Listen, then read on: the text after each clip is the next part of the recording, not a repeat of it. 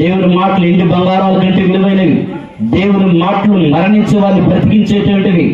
దేవుని మాటలు నిత్య జీవాన్ని ఇచ్చేటువంటివి. దేవుని మాటలు ఈ లోకములో మానవునికి, ఈ లోకానికంటే విలువైనవి. హల్లెలూయా. జ్ఞాపకం చేసుకోండి ప్రేమైన దేవుని బిడ్డలారా.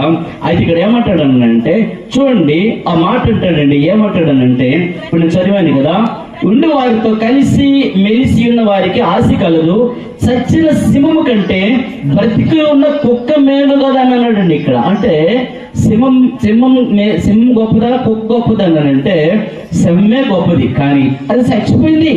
ఈ లోకంలో అర్థం ఏంటంటే, ఈ లోకంలో నీకు ఎంత విలువన్నా, ఎన్ని బంగారాలున్నా, ఎన్ని బిల్డింగ్లున్నా, నువ్వు అధికారం కలిగి ఉన్నా, నీ ఆధ్యాత్మిక జీవితం చచ్చిపోయితే లోకానికి నువ్వు సింహమే కానీ నీకంటే కుక్కే మీరు చచ్చిన కుక్క. ఈ లోకంలో నీకు ఎంత ఘనతలు ఉండొచ్చు, ఎన్ని బంగారాలు ఉండొచ్చు, మితిల మేడలు ఉండొచ్చు, పలుకుబడులు ఉండొచ్చు. ప్రేమైన దేవుని బిడ్డలారా, ఈ లోకానికి నువ్వు సింహమే కానీ నువ్వు చచ్చావు. ఎటువంటి చావు తెలుసా? కుక్క చచ్చినటువంటి జీవితం లేదని బైబిల్ చెబుతుంది.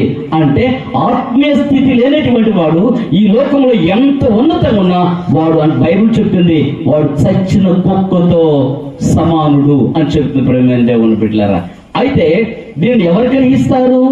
ఎవరు అర్థం చేసుకుంటారు? మీరు అర్థం చేసుకుంటారా? మీరు అర్థం చేసుకోరండి. మీరు తెలుసుకుంటారా? చుట్టుపక్కల వారు తెలుసుకుంటారా?